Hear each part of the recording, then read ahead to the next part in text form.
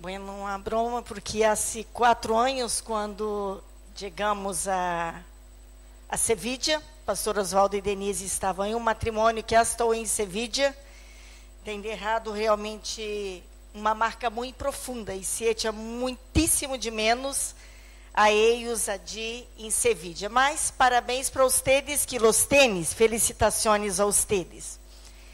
Pero quando pastor Oswaldo conta a história de Capelinha, eles eram como 21, eu creio, 18, né? Por ali, era um grupo grande de adolescentes, e eu também não deixava de ser uma adolescente, porque temos praticamente a mesma idade. E uma vez o pastor Oswaldo aqui perguntou, ele falou: Catarina, pero não te recuerdas de mim? E eu disse: por que pensas que era tão importante que eu vou recordar? Porque eram 20 e tantos, pero eu era a única, eu era a missioneira que iba quedar-me allí em Capelinha.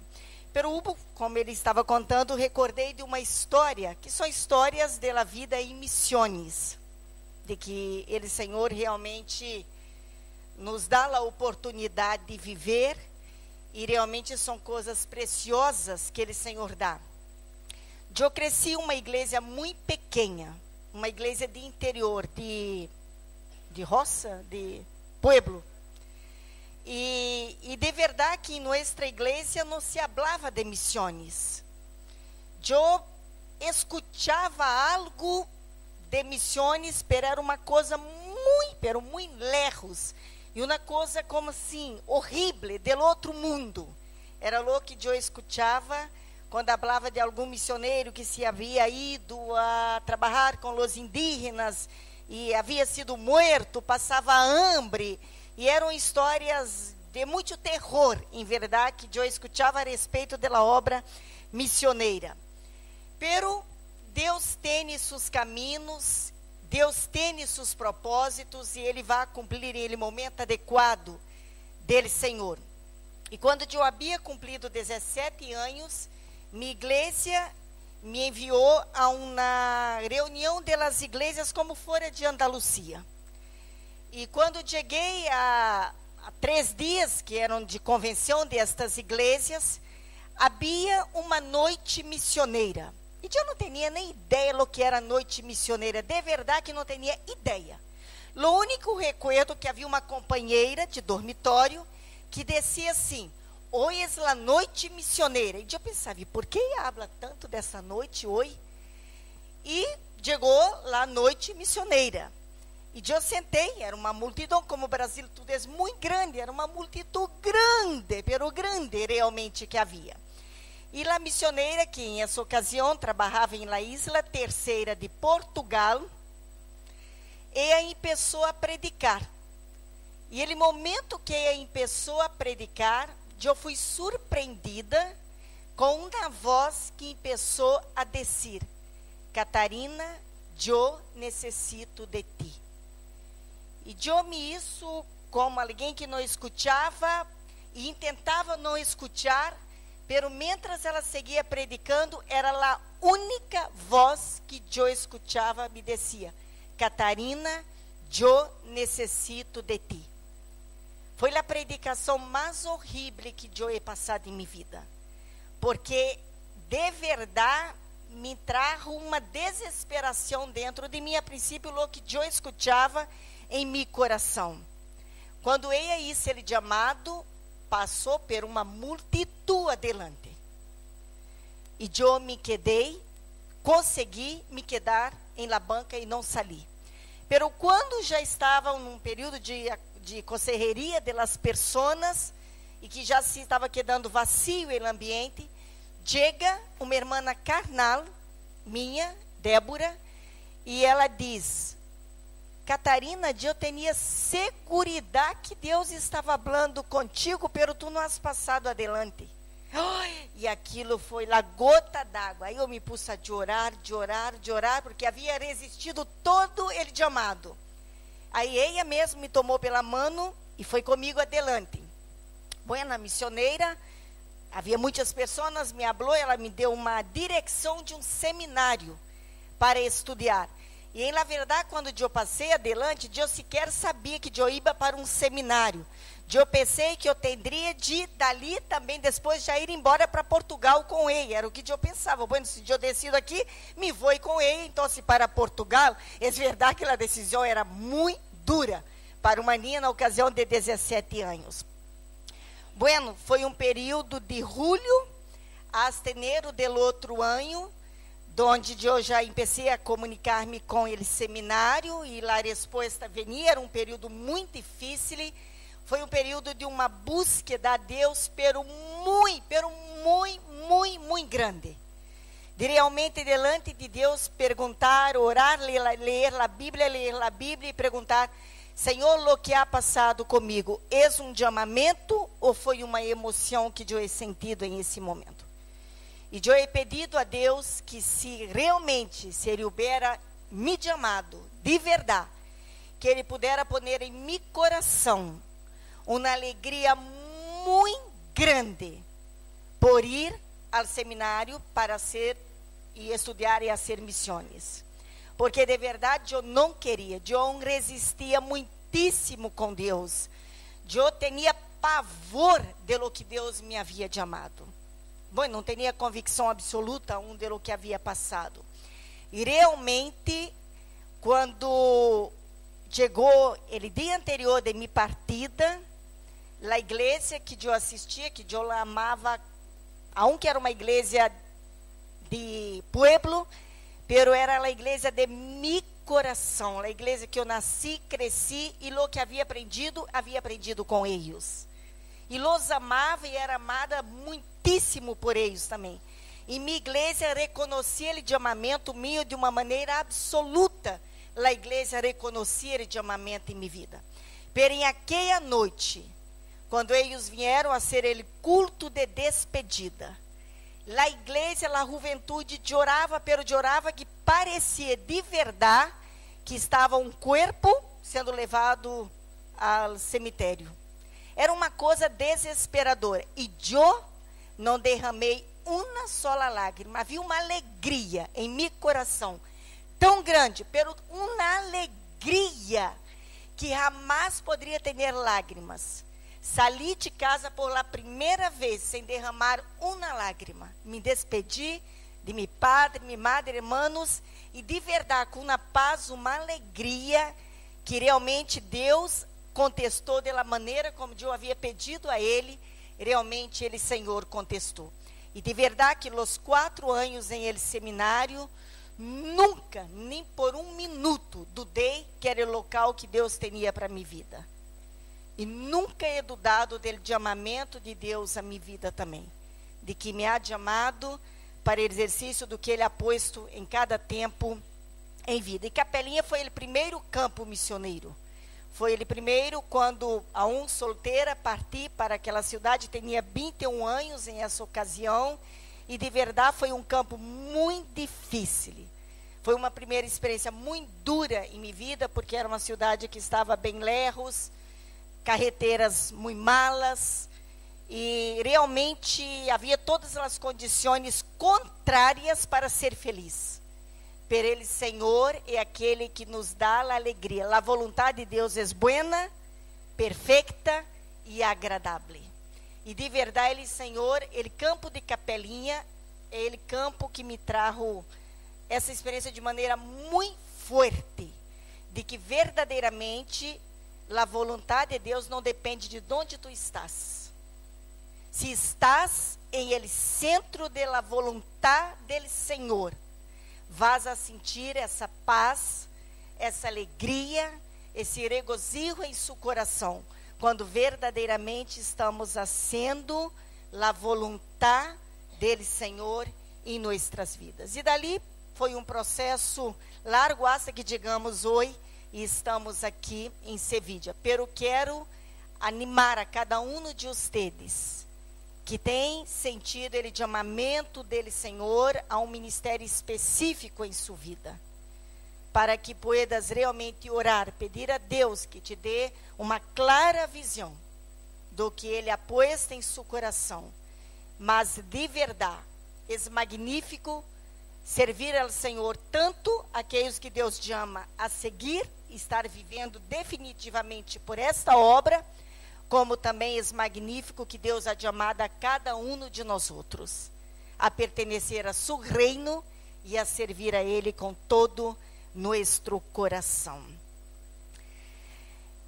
Vou contar uma história para vocês que pode nos fazer repensar um pouco nossa vida e nosso serviço ao Senhor. Diz assim: ha quedado para a história ele testemunho escrito de um testigo ocular de los sofrimentos a que foi sometido Policarpo, bispo de Esmirna, discípulo de Juan apóstolo.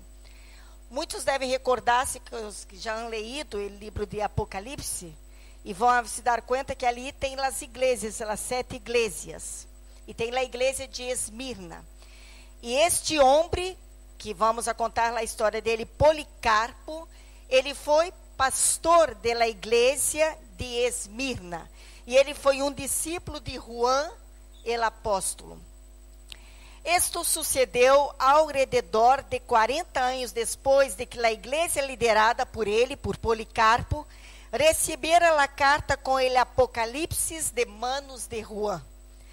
Quando os soldados chegaram a seu escondite, Policarpo deu ordens de que fossem tratados com muita hospitalidade e lhes pediu uma hora de liberdade para orar. Então Policarpo saiu e depois de orar 2 horas, se puso à disposição de los soldados, que lo montaram em um burro e se foram hacia Esmirna. A lo largo del caminho, se encontrou com o jefe de la policía, que por casualidade se chamava Herodes, e este, subindo-lo em seu coche, tratou de convencê-lo, perguntando-lhe: Policarpo, que há de malo em dizer que César é o Senhor e oferecer-lhe sacrifícios e assim salvar-se Policarpo? Policarpo se negou e disse: solo Cristo é o Senhor e não César. Enfurecidos por la terquedad del viejo hombre, lo echaron del carro e lo hicieron recorrer a pé el resto del camino hasta Esmirna en el estádio. Já allí, el procônsul le dijo: tem piedade de tu idade quase centenária, jura por la fortuna del César, arrepiéntete e di: fuera los ateus. El procônsul chamava ateus a los cristianos, porque não adoravam a los deuses. Policarpo, señalando a la multitud de espectadores, dijo: si fuera los ateus. El procônsul volveu a repreender a Policarpo: jura e te suelto. Maldice a Cristo, Policarpo, e te serás livre. Policarpo lhe respondeu: 86 anos que lhe sirvo e nunca me hizo nenhum dano. Como puedo blasfemar al rei que me salvou? Mediante o cumprimento da lei, ele cônsul insistiu por terceira vez: jura por la fortuna de César. Pero Policarpo respondeu: sou cristiano. El cônsul dijo: tenho fieras, e a ellas te arrojarei, se não te arrependes. Trai-las, dijo Policarpo, porque é impossível que nos arrepentamos de fazer el bem para luego hacer el mal. Por el contrário, nos arrepentimos de la crueldad para después hacer la justicia. Entonces el cônsul dijo: com fuego serás consumido, se não te arrependes, já que desprecias a las fieras. me ameaças com fogo, que arderá durante 1 hora e pronto se apagará. Tu não conheces ele fogo del juízo que há de venir, nem ele castigo eterno que está reservado para os impíos. Pero, dijo Policarpo, por que tardas? Trai lo que queiras. Atado em meio de la hogueira.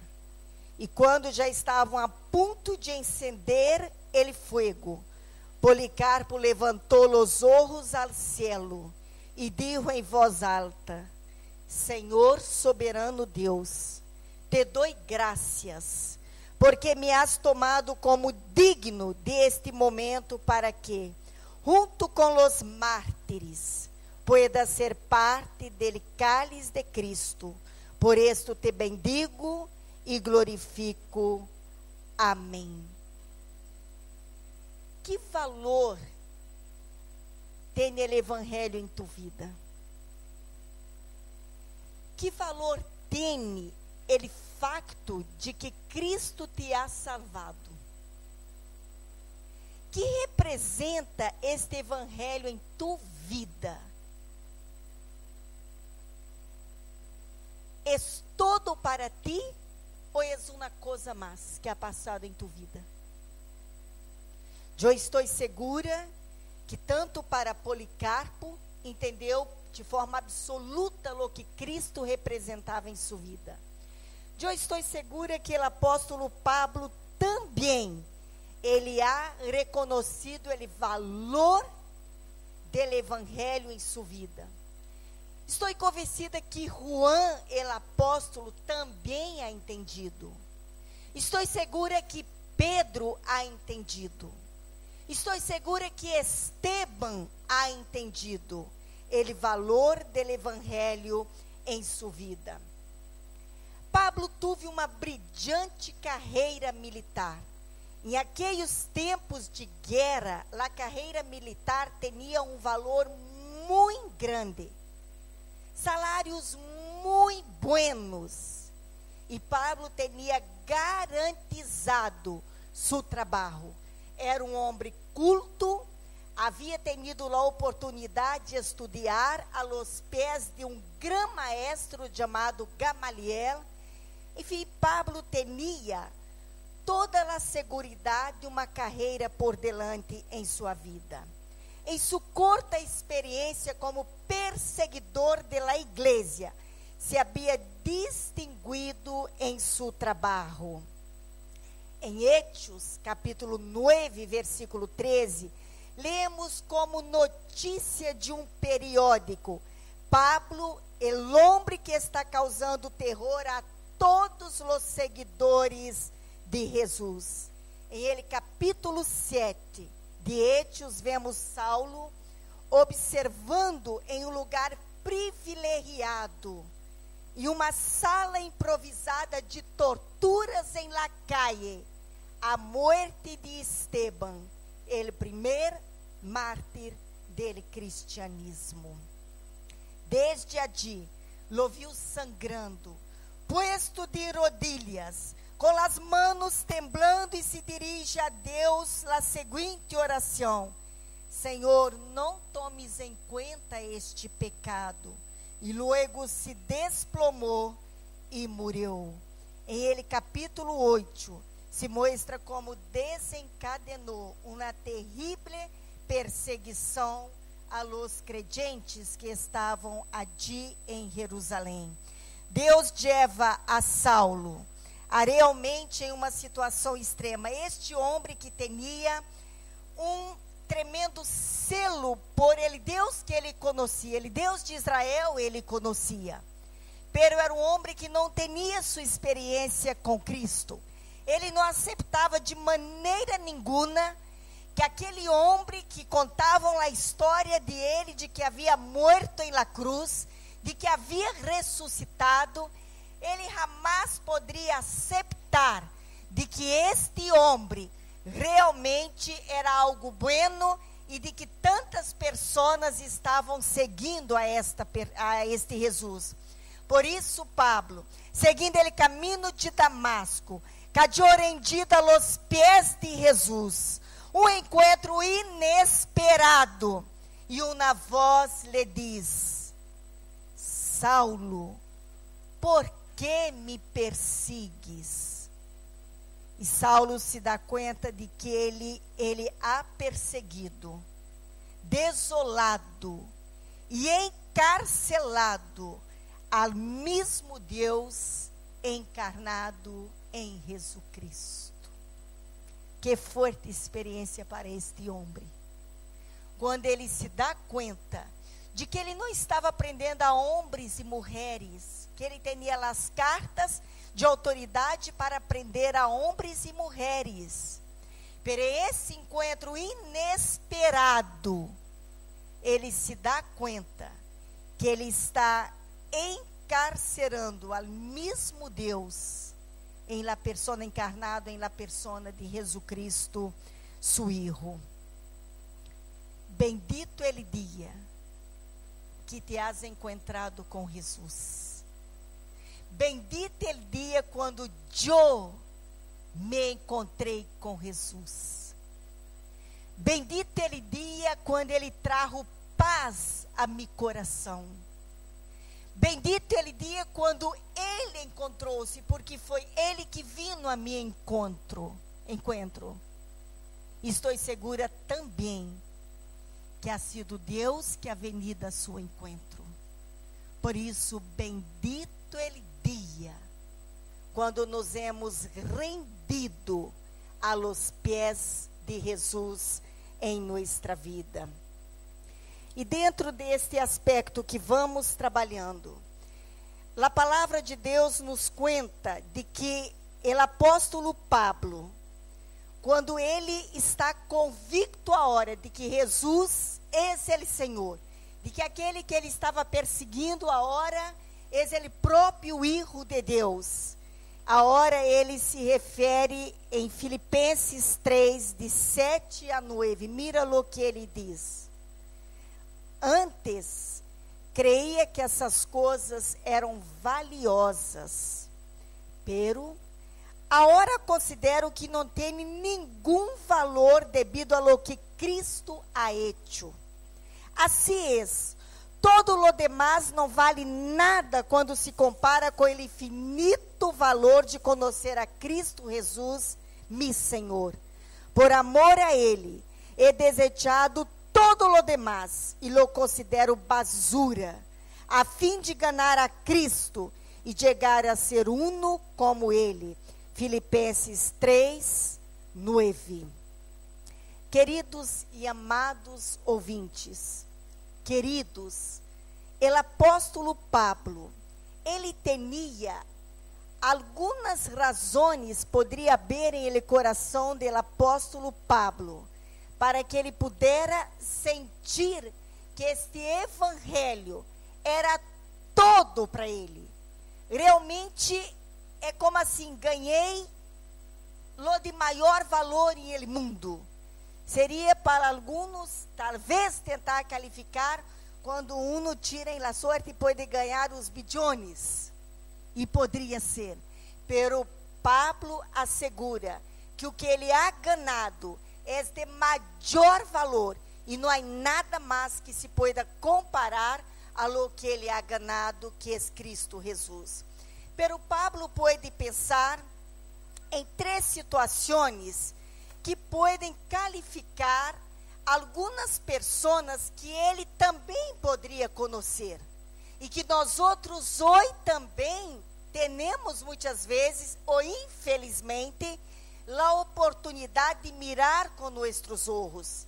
Nem todas as pessoas que han conhecido a Cristo Jesus verdadeiramente han entregado de uma forma absoluta suas vidas, ou permitindo que Deus pueda tomar o domínio absoluto de suas vidas. E é por isso que Pablo poderia ter em mente 3 tipos de situações quando falamos do Evangelho. Pablo também poderia pensar em aqueles que são a vergüenza do Evangelho. Infelizmente, há muitas pessoas que podem ter seus nomes escritos em el rol de la membresía de la iglesia, mas podem não ter seus nomes escritos em el libro de la vida. E por isso muitas vezes trazem tremendos escândalos para o evangelho. Possivelmente Pablo pensava em aqueles que se avergüenzam do evangelho. Ustedes possivelmente conhecem aquelas pessoas que são espertas e poder passar 2, 3 anos em um sítio, em uma empresa, em uma universidade, em um instituto, e que nadie queda sabendo que eles são crentes. São espertos em serem agentes secretos. Então, se possivelmente Pablo pensava em estes também, que se avergüenzam do evangelho. Pero também penso que Pablo poderia pensar em aqueles que se sirvem do evangelho. Vou pedir que pueda poner algo que quero mostrar a vocês. Bueno, está do lado de cá. Diz assim: la teologia del perro e del gato. E diz assim: los perros têm dueños. Um perro disse: tu me acaricias, me alimentas, me abrigas, tu me amas. E ele diz: tu debes ser Deus. Los gatos têm funcionários. E um gato disse, não sei se eu estou aí adelante, né? Um gato disse: tu me acaricias, me alimentas, me abrigas, tu me amas. Eu devo ser Deus. E queridos, isso é um livro que se chama Teologia del Gato e del Perro, que muitos devem conhecer. E é bem interessante que este livro foi escrito utilizando a maneira desses 2 animais para escrever sobre a teologia que alguns crentes desarrollam, del gato e del perro. E é verdade que há muitos que aceitam a Jesus em suas vidas, pero se portam como gatos, porque eles querem que Deus pueda servir a eles, e eles não compreendem que foram salvados para viver para a glória de Deus, para servir ao Senhor, para glorificar ao Senhor em todo o tempo e verdadeiramente poder entregar suas vidas de forma absoluta ao Senhor em suas vidas. Então, realmente é necessário que nós outros vengamos a pensar, nossas vidas podem reflejar Policarpo, um homem que compreendeu o valor do evangelho que ele havia recebido, Estevão, poderíamos citar muitos nomes, ou, tristemente, poderíamos pensar se nossa vida pode reflejar aqueles que são a vergüenza do evangelho, ou aqueles que se avergüenzam do evangelho, ou que querem servir do evangelho. Ojalá que aqui não tenha nenhuma dessas 3 classes, que solamente pode haver aqueles que verdadeiramente querem servir ao Senhor, querem amar ao Senhor e querem verdadeiramente viver para Ele, Senhor. O apóstolo Pablo, se pensamos em ele, teria o apóstolo Pablo alguma razão para avergonçar-se do evangelho? Bom, nadie deve avergonçar-se do evangelho. Pero foi o apóstolo Pablo que, no capítulo 1 da carta aos Romanos, ele diz: eu não me avergüenzo do evangelho, pois é o poder de Deus para a salvação de todo aquele que crê. Pode ser que em algum momento te has avergüenzado do evangelho.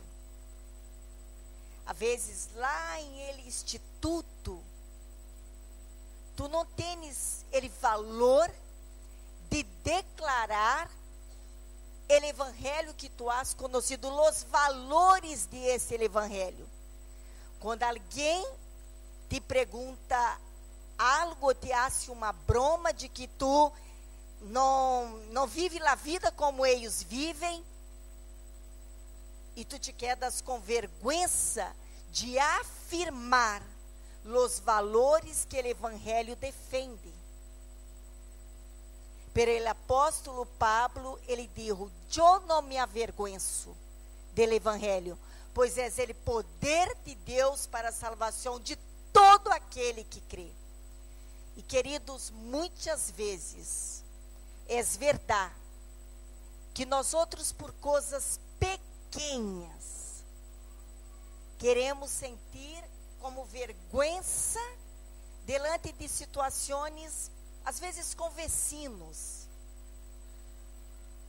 Eu vou dizer uma situação que, quando eu li sobre Policarpo, e me hizo reflexionar, porque me acordei que quando sempre barro em ascensor, então sempre tentamos desarrollar alguma conversação com os vecinos. Em alguma ocasião hacemos sempre senhas, tanto navideñas como em outras ocasiões, e queria travar uma conversação, invitar aquele vecino para que pudesse vir a nossa casa. Pero me dava uma vergonha tão grande, e até que eu pensei: meu Deus, pero se muitos han tenido que dar la vida, ser consumido por el fuego, por las fieras, e eu tendo vergonha de hablar e dele dizer: por que estás me evitando? E eu creio que também te ha passado a ti muitas vezes. Em el instituto, delante de los colegas, em la empresa. Pero, queridos, nós outros não podemos nos avergonçar desse evangelho. Ao contrário, temos que assumir com autoridade, com valor, porque o apóstolo Pablo diz: é o poder de Deus para a salvação de todo aquele que crê. Então, necessitamos ter este valor de testificar do evangelho. Eu vivo em quarto piso, e há umas 3 semanas, quando eu entrei, quando chegou ao quarto piso, que eu chamei, e percebi que quando ia chegando ao 3º piso, parou. E eu mandei aquele mensagem a Deus, assim, falei: Deus, me ajuda a desarrollar alguma conversação, pero aquela coisa relâmpago com Deus. E claro, a pessoa já abriu a porta, era um vecino dele, 3º piso. Lo conhecia de já haver visto alguma vez. E foi increíble a resposta de Deus. Increíble. Porque desarrollamos uma conversação. Quando chegou a barro, abriu a porta, saiu conversando, saiu na outra porta, saiu por la calle, hasta o extremo de la outra calle, seguiu conversando. Então, realmente, uno percebe como Deus, ele atende a oração, é assim, relâmpago. E ele, Senhor, realmente quer que nós outros testifiquemos. Eu percebo que aqui em Espanha, por tanto se hablar que é um campo difícil, porque é verdade. Pero isso, eu percebo isso em Sevilla, eu percebo nitidamente, que as pessoas como que já assumiram de que aquele campo é difícil. E como é difícil, então todos se callam. Nadie quer ter ele valor de hablar, de testificar, e de realmente ter esse valor de comunicar o evangelho, de hablar dele, Senhor, em cada momento. Pablo poderia, quando ele escreve a carta de Romanos, ele escreve aonde estava a corte, ele palácio de Nerão, ele poder administrativo do império. O evangelho, em esse período, quando Pablo vai escrever, vocês, para quem na história ha visto, vão ver que o império romano havia dominado pelo muitíssimo. Havia dominado todo realmente Europa, Norte de África e Oriente Médio. E o que passava? Quando o Império Romano ia conquistando um pueblo mais, estas pessoas iam tornando-se súditos de eles, escravos de eles. Então, quando ele mensagem de Cristo, e Cristo se apresenta como libertador, ele mensagem de Cristo que era predicado, foi um mensagem que chegou de forma pero muito grande a toda esta classe de escravos. Porque era um mensagem que falava de libertação. E quando Pablo vai escrever a carta, ali onde está o centro dele poder, a igreja em Roma, Pablo, ele ia falar de três coisas que em la cabeça de Pablo poderia passar como uma dificuldade muito grande para a igreja em Roma, ou para os habitantes de Roma. Por quê? Pablo ia falar de um judío. E, queridos, os romanos não queriam saber de judíos, pero não saber mesmo. Además de falar de um judío, ele ia falar de um carpinteiro. E se não bastasse, ia falar que morreu em la cruz. E vocês sabem que para os romanos, la cruz era señal de maldição. Era señal de alguém que havia feito coisa mala e que, como exemplo público, ia ser posto em la cruz. Pero Pablo, aun com tudo que poderia passar em sua mente, ele não se avergonçou do evangelho.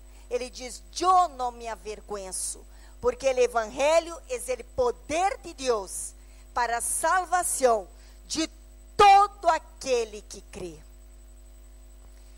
Queridos, já estou para concluir, pero quero com vocês pensar em alguma coisa e que representa muito. De verdade, estar falando a vocês de Huelva é algo magnífico. Vocês são uma igreja preciosa.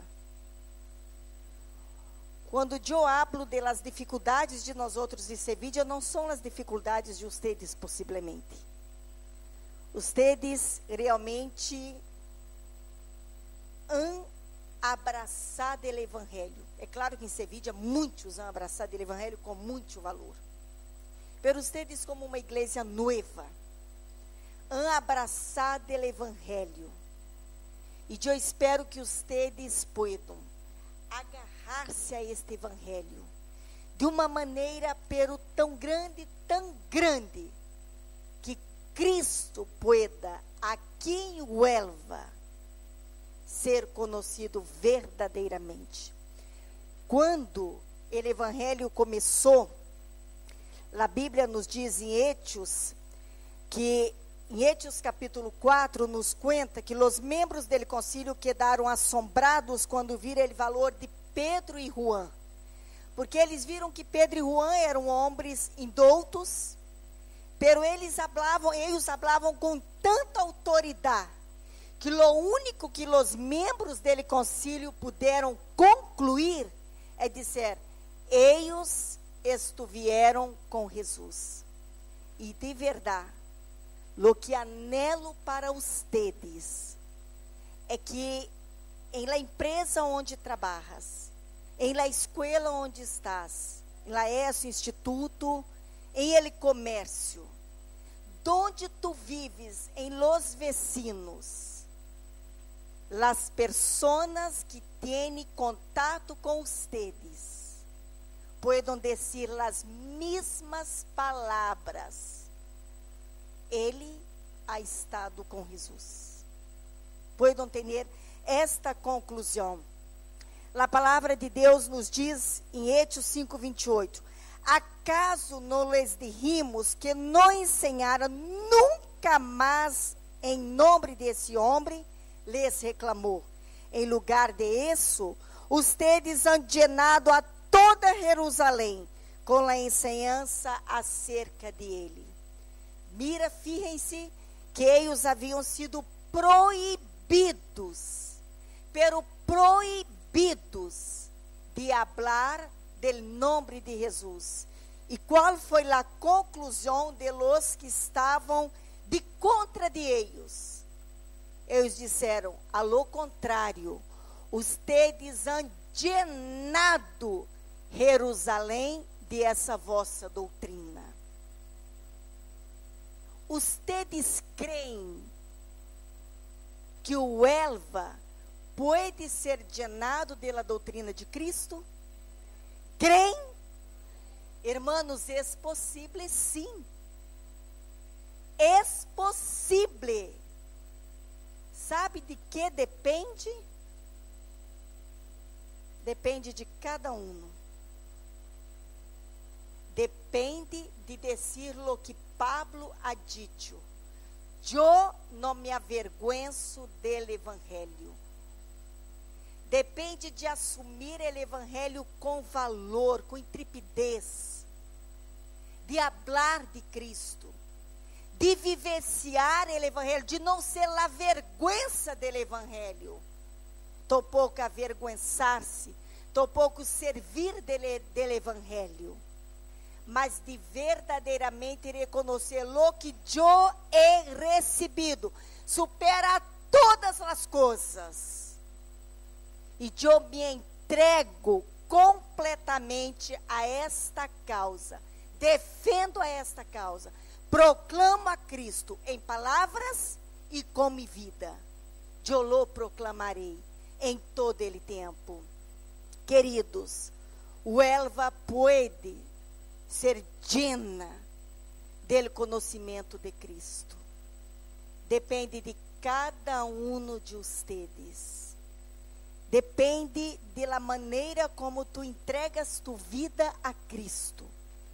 Como submete ao senhorio de Cristo, para que Cristo pueda actuar plenamente em tu vida. Não há absolutamente nada que Deus não pueda ser. Deus pode fazer todo em nós outros, se realmente nos entregamos ao poder de Deus em nossas vidas. Eu espero, é o ruego de mi coração, que cada aqui pueda realmente recordar-se de Policarpo e de recordar desse homem que teve várias vezes a opção de negar a Cristo, pero ele não ha negado.